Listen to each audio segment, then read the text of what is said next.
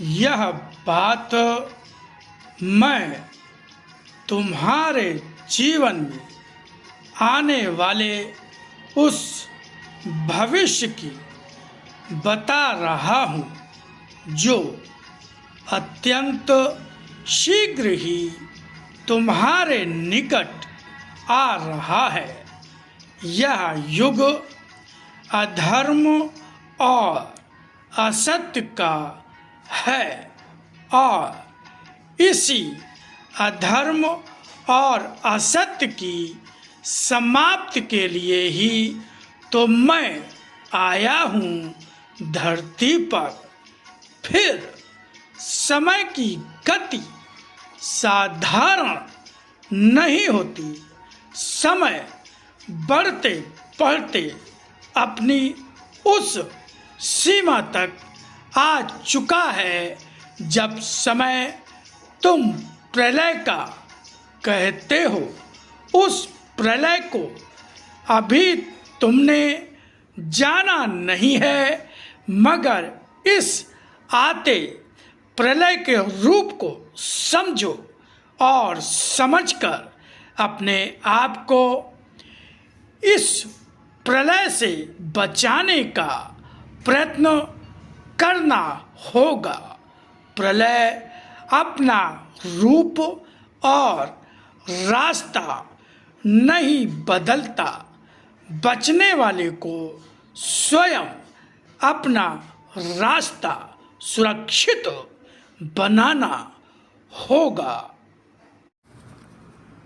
आदरणीय सम्मानित मित्रों, इस वीडियो में जो भी आपने सुना और आगे सुनेंगे वो साक्षात भगवान की ही वाणी है।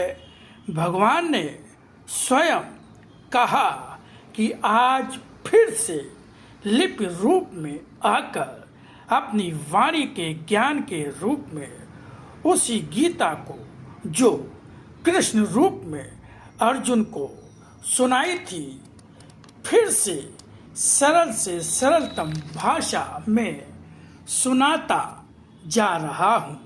मित्रों, भगवान ने हम सबको आदेश दिया जन जन तक इस वाणी के ज्ञान को पहुँचाने का, प्रचार प्रसार करने का।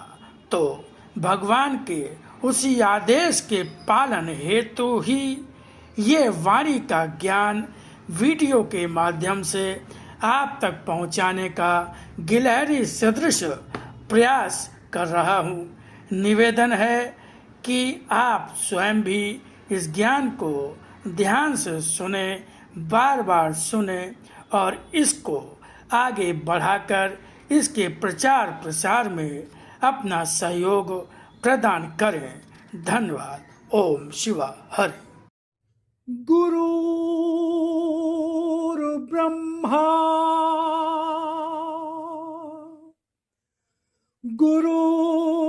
गुरुर्विष्णु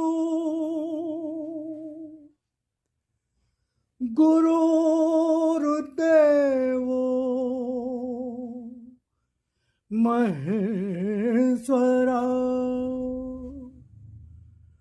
गुरुर्साक्षात् परब्रह्म तस्मै श्री गुरुवे नमः।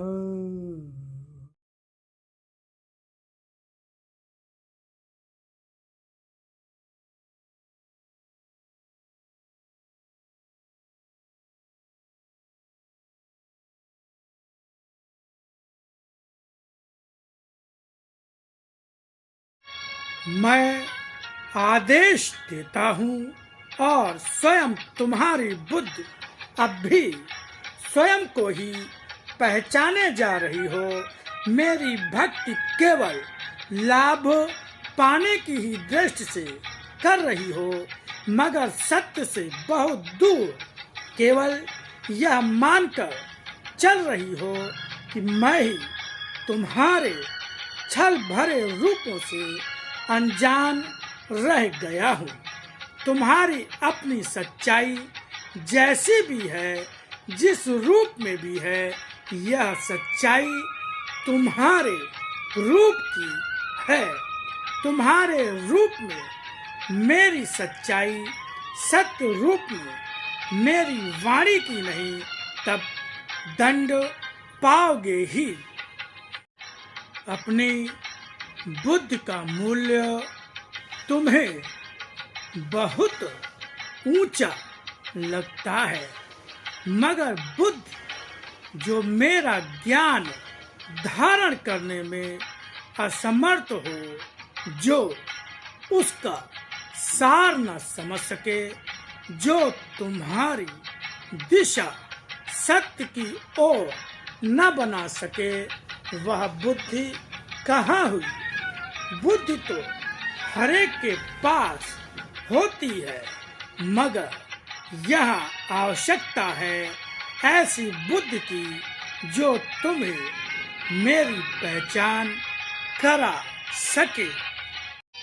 मनुष्य जो मनुष्य का शरीर पाकर भी उसका समुचित प्रयोग नहीं करता, बल्कि अधिक से अधिक अनुचित कर्म करने लगता है, उसे पुनर्जन्म तो निम्नतर योनि का प्राप्त होता ही है।